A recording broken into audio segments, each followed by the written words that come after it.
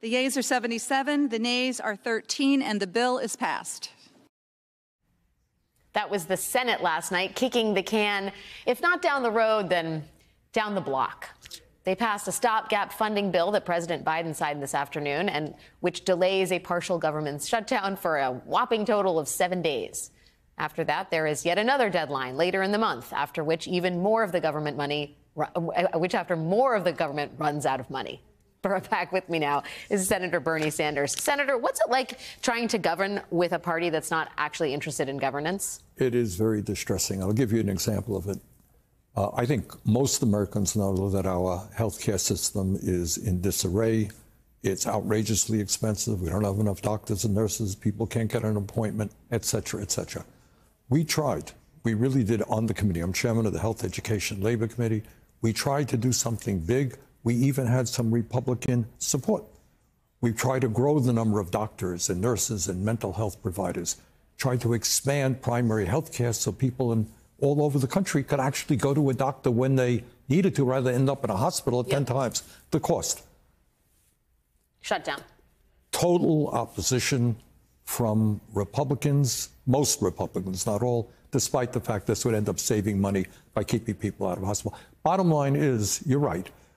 They don't believe in the concept of government. At the end of the day, they'd like to see the corporate world take over even more of the functions of society. And that's the bottom line. Well, and that seems generous, that they want anybody to take over the functions of society, because honestly, it feels like social Darwinism to a certain degree, right? They want to privatize Social Security, want to privatize Medicare, privatize the Veterans Administration, privatize public education, the post office. That is their ultimate goal. They're not happy that 3 people own more wealth than the bottom half of American society.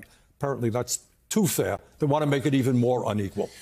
There's been a lot of hagiography around the retirement of Mitch McConnell from Senate leadership. And I wonder, as someone who works with the man and has seen of late his position on important matters, what you think of his departure and what the implications are for the Republican Party. I think it's going to be, he is an old-time Republican, and he is, to his credit, spoken up against Trump now and then. That alone feels like right, but that's too liberal. Yeah, right. And I think he will be replaced by somebody further to the right, somebody who will be more closely attached to Trump. Do you, I mean, I have to say, on a week like this, where we're talking about just like absolutely appalling conditions in Gaza, we're looking at the funeral of Alexei Navalny, we're looking at, the seeming evaporation of holding Trump criminally accountable for his actions, in addition to the rest of the landscape. You forgot about climate change. Well, I mean, that's just an ongoing trauma that we're living through, right? Does this moment, do you have a sort of core of optimism in a moment like this? Or how do you look at the broader sort of American and global landscape? Look, I have had the privilege, as you mentioned, of running for president, which means that I've been to every state in this country. I've talked to many, many thousands of people, young people, old people, working class people. And what I want to tell you is the people are far, far, far more decent than the government they have that's representing them. Almost everybody out there says, you know what? Healthcare should be a human right. Everybody out there says, hey, we got to ask the billionaires to start paying their fair share of taxes.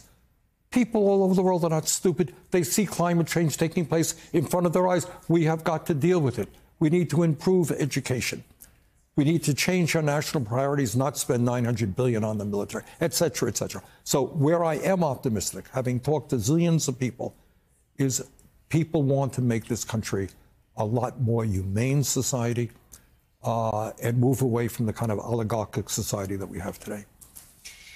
Okay, we're going to leave it on that optimistic note of uplift from Senator Bernie Sanders, whose best-selling book, It Is Okay to Be Angry About Capitalism, is out now in paperback.